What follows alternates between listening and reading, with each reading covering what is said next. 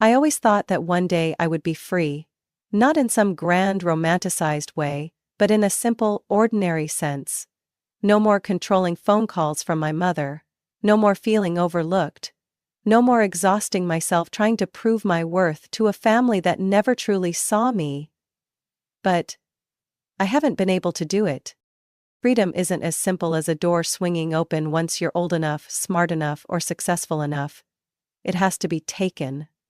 And I realized that the day I told my parents I was planning to buy a small house in the suburbs. A house just for me. I'm Rebecca, 31 years old, working in investment analysis. My career is stable, my income is comfortable enough that I don't have to worry about money. But if you ask my family, they would say I'm selfish, cold, and unwilling to help where it really matters. Why? Because I refuse to live according to the plans they set for me. I have an older sister, Melissa, 34. And if I'm the hard-working aunt, she's the dazzling butterfly. Always adored, praised, and favored. She's not wrong for taking advantage of that, but there's something deeply unfair about the fact that I always have to do more just to be acknowledged less. Melissa is married to Derek, a construction manager, and they have 3 kids: Ethan, Lila, 5, and little Max, 2. Their family lives in a cramped apartment, and almost every conversation I have with my parents revolves around how Melissa has it so hard. The kids need more space. Or how your sister is the one who really needs help. To me, parents aren't just the ones who gave birth to you. They're also the ones who decide the hierarchy in the family. And in their eyes, Melissa will always stand above me. Maybe I wouldn't care so much if I weren't the automatic choice whenever the family needed something. Need money? Rebecca will have it. Need someone to babysit? Rebecca can adjust her schedule. Need a listening ear for all of Melissa's problems with zero judgment? Of course, Rebecca. I had grown used to it. But what I couldn't accept was how they treated my life as nothing more than an extension of Melissa's. People might say I'm cold, but I'm not. I just can't live in a cycle where I am always the second choice. So, I made a plan of my own. For the past 7 years, I've been renting a small apartment from the parents of my best friend, Maggie. Because they trusted me, they let me pay half the market price, allowing me to save a significant amount of money. I'm not the type to spend recklessly. If anything, I'm extremely careful with my finances.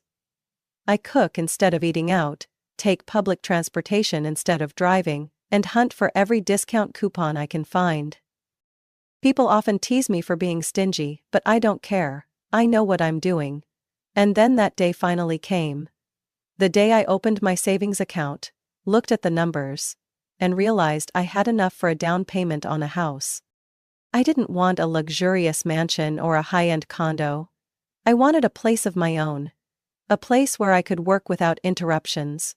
Where I could enjoy my mornings with a cup of coffee on the porch, and most importantly, a place where no one could suddenly claim it as theirs. And yet, from the moment I started browsing real estate listings, I felt something was terribly wrong. Not because I doubted my decision, but because I knew my family would never accept this. I don't know when I got used to being overlooked.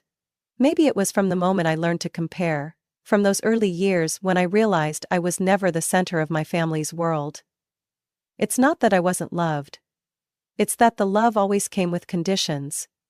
And I was never the one who met those conditions. Melissa was different.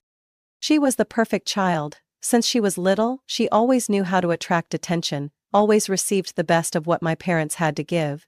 I never resented her for it. Or at least, I used to think I didn't. But over time, little by little, those tiny cuts burrowed deeper, and the memories turned into scars that wouldn't fade. I remember Christmas when I was 8 years old. Melissa got a genuine American Girl doll, the kind every girl at school dreamed of having. I got a knockoff version, cheaper, with thin hair and eyes that couldn't blink like hers. I asked my mom why, and she just smiled, patting my head as if I should already understand the answer. "They're the same, sweetheart. What's the difference?" But they weren't the same. I realized that the next day, When Melissa brought her doll to school, showing it off to her friends, while mine was quickly forgotten on a shelf. When I was 16, the difference became clearer than ever. On her 16th birthday, Melissa was gifted a brand new Toyota Corolla, wrapped with a giant red bow on the hood. I still remember how excited my parents were as they led her to the driveway, their laughter ringing out as Melissa hugged them, screaming with joy. When I turned 16, I was given a car too. But it was my dad's old Ford, with over 150,000 miles on it. An engine that sometimes stalled in the middle of the road. "It still runs fine," Dad said. "I checked it." I didn't say anything, because I knew that if I complained, all I would get was my mother's disapproving look. "Rebecca, you're always too sensitive." They threw Melissa a lavish birthday party, with friends, a big cake, and even a private DJ. I remember standing at the edge of the yard watching her dance in the middle of her friends, the music blaring, the lights flashing. I didn't know what to call that feeling. Maybe sadness, maybe disappointment, or maybe I had just grown too used to it. When I graduated high school, I had hoped just once to have a moment where I was truly seen. Melissa had a grand graduation party in our backyard, with flowers, balloons, and catered food from an upscale restaurant. And me? I had a simple family dinner at home, with a brief explanation from my mother. "We have to save money, don't we?" And I understood. I understood that there would never be anything just for me. If I wanted something, I had to get it myself. So I did.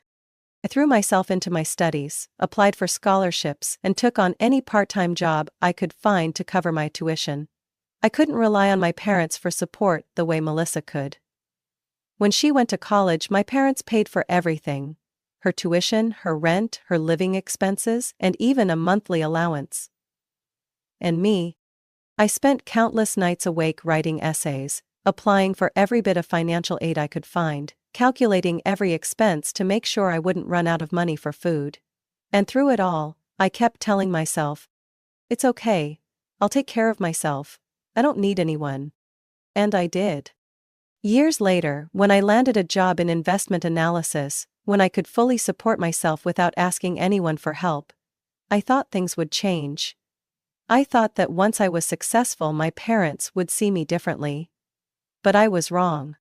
Because in their eyes, I was still the one who had to sacrifice. I just never expected that this time, they would want me to sacrifice my entire future for Melissa. And I wasn't going to let that happen. I had spent nearly a decade preparing for this moment. Every paycheck I earned had a purpose. Every spending decision was carefully calculated. I didn't take extravagant trips. I didn't chase after expensive fashion trends. I didn't waste money on the luxuries that so many people my age took for granted. Because I had a plan. I didn't need a luxury mansion. I didn't need a high-rise apartment in the city. I wanted a small house in the countryside. A peaceful place to work, to rest, and most importantly, a space that was truly mine. When I checked my savings account last week, I knew the time had come. I had gone through hundreds of real estate listings, studied the market, calculated property taxes and all the related costs. And finally, I found the perfect house. A small cottage with a spacious porch, a garden, and an ideal workspace. It was about a 40-minute drive from the city, far enough to enjoy the quiet but still convenient when I needed to commute. I thought this would be the biggest milestone of my life. But what I hadn't anticipated was that my family would never accept this decision. Saturday dinner at my parents' house had always been an unspoken rule. I had never truly looked forward to these gatherings, but I also couldn't skip them. Not because I wanted to be there, but because I knew if I didn't show up, I would be criticized endlessly. I arrived at 5:05 p.m., just 5 minutes late, but I was immediately met with my mother's disapproving look. "Rebecca, you're late again." Her voice was gentle, but the discontent was clear. Melissa and Derek were already there, along with their 3 kids. Lila was running around the living room, Ethan was glued to his iPad, and Max was crying in Melissa's arms. As usual, Melissa looked exhausted but made sure everyone knew it. Oh God, the kids are driving me crazy today. My father sat in his armchair, newspaper in hand, complaining about gas prices and inflation as if his words could change the economy. Derek was chewing on a piece of garlic bread, completely uninterested in anything happening around him. I sat down, trying to engage in the conversation, but when Melissa started talking about how their apartment was too small, how they couldn't keep living in such a cramped space, I realized this wasn't just another family dinner. Rebecca, what about you? My mother turned to me, as if just now remembering I was there. I could have lied. I could have kept quiet about my decision. But in a moment of weakness, I told the truth. I've been looking at houses. I might buy one in the next few months. The room suddenly fell into an eerie silence. Melissa stared at me, her fork frozen mid-air. My father lowered his newspaper. Derek stopped chewing. Even the three kids, as if sensing something unusual, suddenly fell silent. What did you just say? My mother asked, as if she couldn't believe her ears. I'm looking for a house to buy, a small one in the suburbs. The suburbs? Melissa's voice shot out before my mother could react. Why would you do that? Aren't you still living in Maggie's apartment? I've been renting that place for a long time. It's time for me to have a place of my own. I tried to keep my voice calm, but an uneasy feeling was creeping in. No one in the room looked happy. No one congratulated me. They just stared, as if I had just said something completely unacceptable. Rebecca, you can't be serious, my father finally spoke, his voice laced with doubt. Why not? Because it doesn't make sense, my mother cut in. You're still young. Why would you want to live all alone in the suburbs? There's no one around. What if something happens? Mom, I'm not a child anymore. I want a quiet place to live and work. She blinked, then turned to Melissa. What do you think about this? I stiffened. I didn't need Melissa to weigh in on my life. She shrugged, but I caught the calculating look in her eyes. Are you sure, Rebecca? A city apartment would suit you much better. No, I want a small house in the suburbs. The air in the room grew tense even as dinner continued. Conversation went on, but the shift was undeniable. My parents exchanged subtle glances. Melissa kept stealing looks at Derek. And that's when I realized they were plotting something. I didn't know what they had expected from me, but it certainly wasn't this. And then, a thought crossed my mind, a thought that sent a chill down my spine. Had they already made plans for a house I hadn't even bought yet? A week after that tense dinner, I had nearly forgotten the cryptic looks from my parents and Melissa. Work kept me busy, investment analysis projects took up all my time. In the evenings, I kept browsing listings, filtering through real estate options, reviewing tax and mortgage details. I thought everything was going according to plan. I was wrong. On Monday morning, while I was buried in a virtual meeting, my phone buzzed non-stop. My mother's name flashed on the screen, but I let it go to voicemail. The moment the meeting ended, my phone rang again. For the third time. What could possibly be so urgent? I answered, barely getting a word out before my mother's excited voice filled the line. Rebecca, you finally picked up. I have amazing news. I found the perfect house for you. I blinked, unease settling in. You found a house for me? Yes, you won't believe it. This is a once-in-a-lifetime opportunity. I sat down, forcing patience. Mom, I didn't ask you to find a house for me. I can do that myself. Don't dismiss it so quickly, Martha. You know, my friend from church just told me about this house and it's too good to pass up. It's spacious, 5 bedrooms, a big backyard, close to a school, even has a play area for kids. I felt my heart sink. Mom, I don't need a house that big. Rebecca, you have to think ahead. One day you'll have a family, children.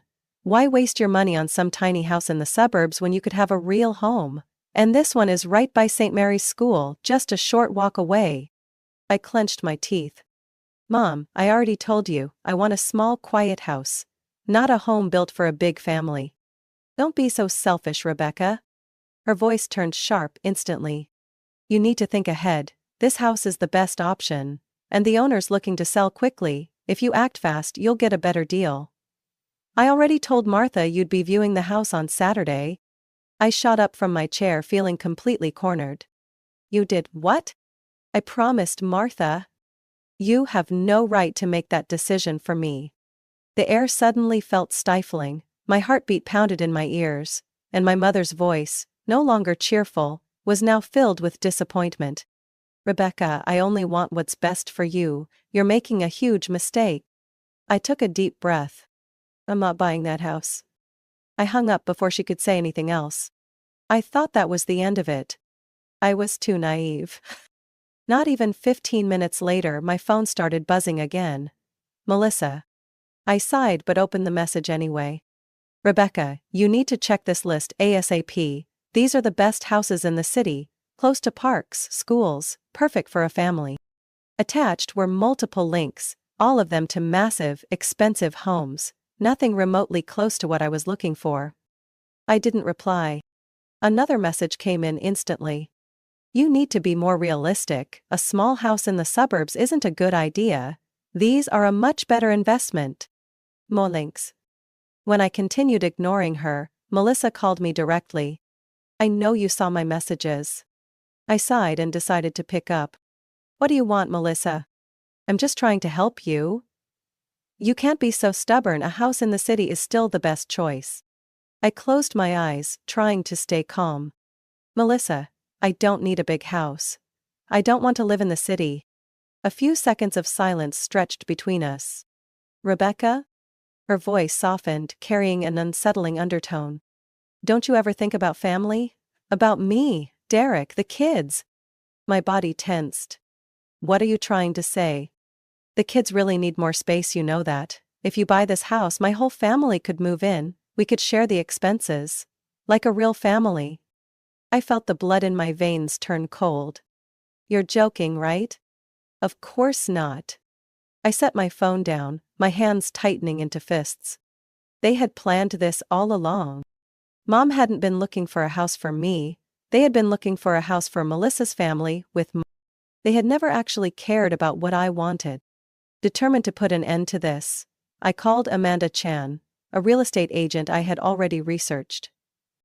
Rebecca, I have a listing that just went up this morning, a small cottage about 40 minutes outside the city, big yard, a greenhouse. I think it's exactly what you're looking for. I didn't hesitate. I want to see it immediately. I spent a part of my youth waiting for my family to acknowledge me. But now, I don't have time to wait anymore. I will decide my own life. I bought the house. After years of saving, planning, and fighting against my family's interference, I finally signed the contract and officially owned a space that belonged only to me. The small cottage, with its wide front porch, charming garden and greenhouse in the backyard, was now mine. Standing in the sunlit living room, looking out at the yard where I would plant vegetables and flowers, I felt something I had never truly experienced before.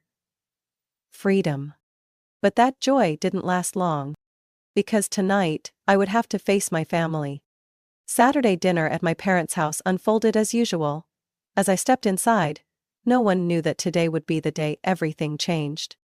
Mom was busy in the kitchen, Dad sat in his armchair reading the newspaper, while Melissa and Derek struggled to keep up with their 3 kids. The children ran around the living room, their laughter echoing through the house. As always, I felt like a spectator in my own family, present, but never truly belonging. We sat down, and dinner began as it always did. Dad complained about the economy, Derek grumbled about work, and Melissa talked about the struggles of raising 3 kids in a cramped apartment. I didn't rush to say anything. But when my mother turned to me, her voice filled with anticipation, I knew the moment had come. Rebecca, I talked to Martha and she said the homeowner is waiting for your response. If you agree, we can move forward next week. They still thought I would follow their plan. I set my knife and fork down and looked directly at my mother. Mom, I don't need to see that house anymore. She blinked. What? Rebecca, you can't pass up such a great opportunity. I took a deep breath. I already bought a house. Silence crashed over the room. Melissa froze mid-measure while serving Lila. Derek looked up, and my father slowly lowered his newspaper. I could see my mother's expression shift from shock to anger. "What did you just say?" I kept my voice steady. "I found the house I wanted, and I bought it." All eyes were on me. Not a single one of them looked happy. My father slammed his hand on the table, his voice rising in fury. "Rebecca, you dared to buy a house without telling your family first?" "Dared?" I blinked, feeling a wave of disbelief rise in my chest. "Dad, it's my money, my decision. Why would I need permission?" My mother shook her head, her face turning red. "Do you have any idea how selfish you're being? We had a plan for you. Martha's house was perfect, and now you've gone and done something completely irrational?" I stiffened. "A plan for me?" My eyes swept across the table, and then I noticed something. Melissa wasn't shocked. She wasn't angry. She wasn't even surprised. She just sat there, watching me with an unreadable expression. Wait a minute. A sickening realization crept up my spine. "What exactly was your plan?" My mother let out a long sigh, as if I was the one being difficult. "Rebecca, that house wasn't just for you, it could have been a real home for the family." My stomach twisted into knots. "What family?" Melissa spoke, her voice eerily calm. "Me, Derek, the kids. We've talked about this before. You know our apartment is too small. Your house has enough space for all of us." I froze. "What are you talking about?" Derek cleared his throat, avoiding my gaze. "Rebecca, this is a great opportunity for all of us. If we lived together, we could save on rent, and you'd have your family close by." It felt like a punch to the chest. They never intended for me to live alone. They planned to turn my house into a free home for Melissa. I turned to my mother, but she didn't object. My father remained silent. "You really planned all of this without even asking me?" My mother crossed her arms, her expression filled with disapproval. "Rebecca, you can't be so selfish. We're family. Melissa needs your help." "Help?" I let out a bitter laugh. "You don't want to help me, you just want me to take care of everything." Melissa frowned. "Rebecca, you're overreacting. This is the most logical solution. We're sisters." "I thought you'd be happy to help us." "No! This isn't helping, this is taking advantage." I pushed my chair back and stood up. "None of you care about what I want, you only care about what I can do for this family." A heavy silence settled over the room. Finally my mother spoke, her voice ice cold. "Rebecca, you will regret this decision." I met her gaze head on. "No, Mom. For the first time in my life, I know I won't." And then I walked away, without looking back. The room was suffocatingly silent. I stood there, breathing heavily, feeling like I had been dragged into a nightmare I never chose. My mother shot up from her chair, her face red, her eyes blazing with anger. "Rebecca, do you even hear yourself? Are you really going to turn your back on your family?" My father slammed his hand against the table, making the water glasses tremble. "Stop acting like a selfish child. Family is about supporting each other." I had heard those words my entire life. They talked about family when they forced me to give up things for Melissa as a child. They talked about family when they expected me to sacrifice my dreams so she could have her opportunities. And now they were talking about family, to pressure me into providing free housing for Melissa. I clenched my fists, trying to stay calm. "This isn't support, this is manipulation." Melissa let out an exasperated sigh, her voice dripping with frustration. "Rebecca, I don't understand why you're acting like this. You know our situation. The kids don't have enough space, the apartment is too small. You have no idea how hard it is." I looked straight at her, feeling the invisible chains that had bound me for years finally start to break. "You think I don't know? You think I haven't heard you complain about it every single week? But that's your problem, Melissa, not mine." My mother screamed. "Rebecca, how can you say that to your sister?" I couldn't hold back anymore. "Then why does she get to treat me like a personal bank? Why does everyone get to plan my entire life without ever asking me?" My father's voice cut through the air, sharp and thunderous. Because you're the one who can handle it. Because you're the one who doesn't have to struggle like Melissa. That was it? They didn't care what I wanted, they only cared about what I could provide. A bitter laugh escaped me, slicing through the tension in the room. Thank you, Dad. Finally, you said the truth out loud.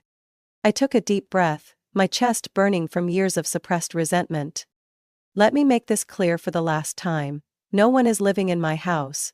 Not Melissa, not Derek, not the kids. No one. Melissa's face filled with panic. Rebecca, don't do this, the kids don't deserve to suffer. I stared at her, my voice razor sharp. The kids are your responsibility. You and Derek had them, not me. Stop acting like I owe you something. This is my life, not a charity fund for your family. My mother's mouth fell open, while my father looked like he was about to explode. You'll regret this, Rebecca. I stepped back, keeping my eyes locked on them. No, I won't. The only thing I regret is not standing up for myself sooner. Then I turned and walked out, leaving behind my mother's angry screams, my father's furious growls, and Melissa's pathetic, fake pleas. I didn't look back. I thought that when I walked out of my parents' house that night, it would be over. I hoped they would finally understand my message, that I was no longer someone they could control. But I was wrong. The storm didn't end that night. It had only just begun. Melissa. Rebecca, you didn't really mean that, did you? You're not actually going to abandon me and the kids. We're family. I didn't respond. 30 minutes later, another message came in. Melissa. Rebecca, please, do you know how long I cried after you left? I can't believe how heartless you're being. I sighed, tossing my phone aside, trying to focus on work, but the messages kept coming. Midday. I've always supported you, Rebecca, and this is how you treat me? Afternoon? You're being so selfish. I can't believe you would be this cruel. By evening, the messages had shifted from pleading to guilt-tripping and blame. Melissa. Mom cried all night. She can't believe you would treat your family like this. How can you sleep at night, knowing the kids don't have a comfortable place to live? Rebecca, you're such a disappointment. I blocked her number. But it didn't stop there. This time it wasn't just Melissa.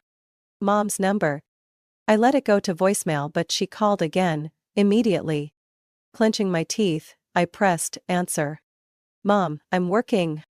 Her voice was filled with tears. Rebecca, you're killing me. I can't believe you would betray your family like this. I closed my eyes, forcing myself to stay calm. Mom, I'm not betraying anyone. I'm just living my own life. Your own life? Her voice rang with heartbreak. Do you really think you can live alone without your family? Do you think you'll be happy turning your back on the people who raised you? I gripped the phone tightly. Mom, I don't want to argue about this anymore.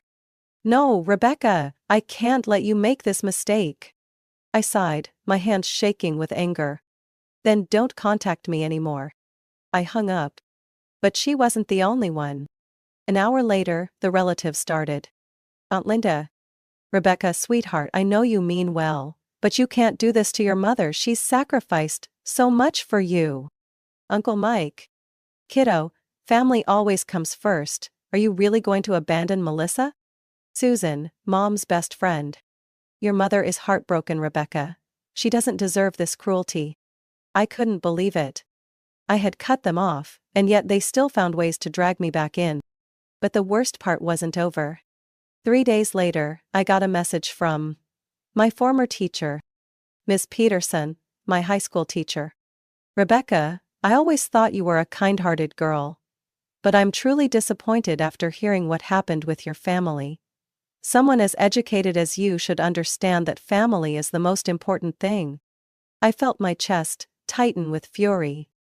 They had reached out to my old teacher just to pressure me? I immediately blocked her number. But I knew that wasn't enough. I needed to disappear from their reach entirely. That afternoon I walked straight into a telecommunications store. I want to change my phone number. The employee glanced at me, looking slightly surprised. We can do that, but are you sure? Once we change it, you'll lose all calls and messages from your old number. I didn't hesitate. I'm sure. 10 minutes later, I held a brand new phone number in my hands. one that only my workplace and a trusted few friends would have. As I stepped out of the store, I felt as if a weight had been lifted off my chest. This time, they wouldn't be able to reach me. I knew they wouldn't give up easily. But neither would I. I had finally stood up for myself, and I was never going back. I had disappeared from their reach. Not in a miraculous way, not literally, but enough that they could no longer control me. 3 weeks after changing my phone number, I quietly moved into my new home. No one in my family knew where I was. I left no address, made no announcements on social media, and didn't use any familiar moving services, just in case they tried to track me down. I truly felt free. The first morning I woke up in my new home, I stood by the window and took a deep breath. No more guilt-ridden messages. No more manipulative phone calls. No more burdens I never chose. Only peace. I finally started living the life I had dreamed of for years. I turned the second bedroom into a proper home office, complete with a large wooden desk facing the window, where I could look out at the lush greenery while I worked. My computer, books and notebooks were neatly arranged, just the way I liked it. On weekends I spent time in the garden, planting my first seeds in the soft soil, the cool earth beneath my fingers, the excitement of watching tiny sprouts emerge each day. It all made me feel alive. At night, I sat on the porch, sipping hot tea, listening to the gentle hum of insects in the quiet darkness. No more screaming children, no more suffocating dinners filled with judgment. Just me. And the peace I had fought for. Without my family interfering, my work improved significantly. I could fully concentrate on investment projects without being interrupted by meaningless calls. I started receiving praise from my superiors for my performance, and within 3 months, I was recommended for a promotion. But I didn't stop there. I enrolled in an advanced investment strategy course, something I had always wanted to do but never had time for because I was too busy dealing with my family's problems. I no longer had to worry about their expectations. I no longer had to live according to the plans they had set for me. I was doing everything for myself. Of course, they didn't give up easily. Even though they had no way to contact me directly, my mother and Melissa started using social media as a tool for emotional manipulation. I happened to see one of my mother's Facebook posts through a friend's account. It's heartbreaking to raise a child, love them with all your heart, only for them to one day turn their back on their own family. Some people may be successful in their careers, but without family, are they truly happy? Below it were pity-filled comments from relatives and her friends. Rebecca is so ungrateful, her mother did everything for her. Why are kids today so selfish? I always thought Rebecca was a good girl, but now I'm so disappointed. Melissa wasn't far behind. The kids ask about Aunt Rebecca every day. It's so sad they no longer have someone to rely on. I can't believe some people put themselves above their family. Guilt-tripping, blame, passive-aggressive attacks. But this time, none of it got to me. Because I had realized something important. They weren't angry that I left. They were angry that I took back control of my life. They couldn't accept that I was living without them. They couldn't stand that I was no longer a free resource for them to drain. But that was no longer my problem. One morning, while sipping coffee on my porch, I thought about all the things my parents had told me growing up. They always said they wanted me to be successful. They always taught me to be independent, strong, and have a mind of my own. And now that I had done exactly that, they couldn't accept it. They never truly wanted me to be strong. They only wanted me to be strong in ways that benefited them. But I no longer lived to please them. I am no longer the Rebecca I used to be. The one who always conceded. Always tried to earn their approval.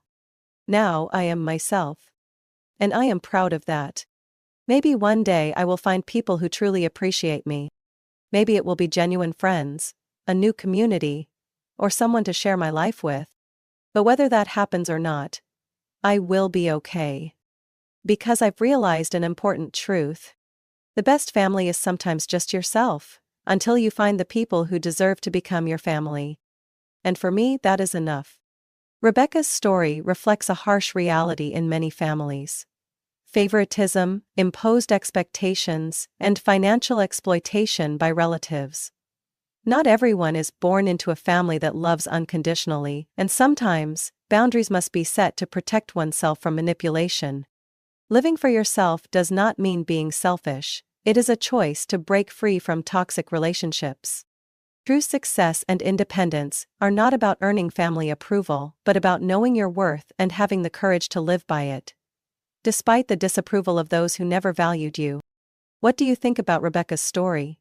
Have you ever faced family pressure or exploitation like this? Share your thoughts in the comments. And don't forget to follow the channel for more real-life stories about family and life.